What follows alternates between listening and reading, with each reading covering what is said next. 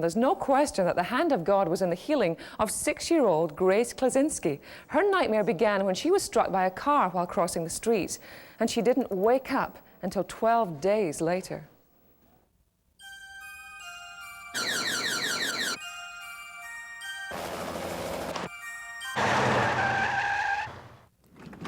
Six-year-old Grace Klaczynski's injuries were extensive. 2 skull fractures, fluid on the brain, a collapsed lung, a broken collarbone, plus a broken arm and leg. While in surgery at Bronson Methodist Hospital in Kalamazoo, Michigan, doctors discovered that the main artery that carries blood from the liver to the heart had torn. Within 5 hours, doctors were able to repair the vein and remove part of Grace's liver. But Grace's prognosis still looked bleak. I just felt like I had to keep praying every second, praying with all of my heart. Don't let her die, don't let her die. Grace's condition continued to worsen. She received so many transfusions that her blood supply had been replaced several times. Still, Grace's blood refused to clot. Her damaged liver swelled, closing off the blood vessels to her lungs. Grace was suffocating from within. At 3 o'clock in the morning, Grace's parents were awakened by a doctor who told them to come and see Grace immediately. She wouldn't survive another trip to the operating room. Death was only minutes away. I said, God, please spare her life. You've given us Grace, and we want her to grow up and serve you. Please spare her. Grace's surgeon, Dr. James Hersink, decided to risk infection and open her up in the pediatric intensive care unit, a procedure never attempted before at Bronson Methodist Hospital. Grace's condition improved immediately. The incision helped relieve the pressure building up in her abdominal cavity, but she was still far from stable. Our church has a way of mobilizing to contact other churches and other people to get them praying.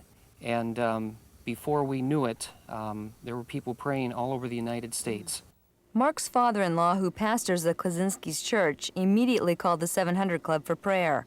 Hour by hour, as Grace lay in a drug-induced coma, prayer was working on her behalf. People who came to visit said that they could feel the presence of God there in her room, or the peace of God. We had a picture of her when she was very healthy for them to see how she was going to look again. More surgeries were performed to set bones and prevent future complications. Before Grace was brought out of the drug-induced coma, doctors warned Mark and Joy that there was a strong chance that Grace would wake up with brain damage and physically impaired. Still, Joy and Mark believed God for a full recovery. The doctor went to her and said, "Grace, wake up," and he clapped his hands, and her eyes got opened up really big when her dad told her, "You've been asleep for 12 days.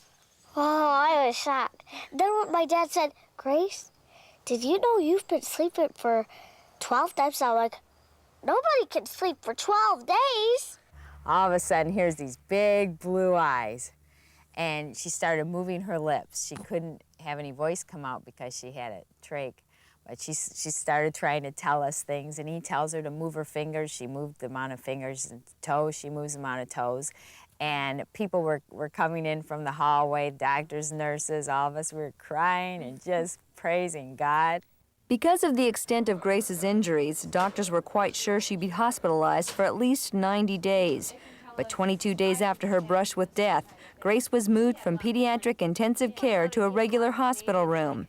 And 9 days later, Grace was put in a body cast and sent home. They all knew that this was an amazing girl. We had a sign on her door saying, "The Miracle Girl, Amazing Grace." And they were starting to say that she was amazing now. Today, 2 years later, Grace is 8 years old and just as active as any other child her age. She never complains of a single ache or pain. Amazing? Well, Grace is pretty matter-of-fact about the whole ordeal. I feel like everybody else. On the other hand, her mother and father have much more to say about their and God's amazing grace. We've called her our sunshine girl. Her personality is a happy, bubbly, bouncy girl. And she will share her testimony with other children. She'll say, "Jesus healed me. I was almost dead," and she wants to bring other children to the Lord. Everything that we had a sense of security in was taken away from us. It was to the point where we just had to trust God. And the scriptures say over and over again that God is faithful.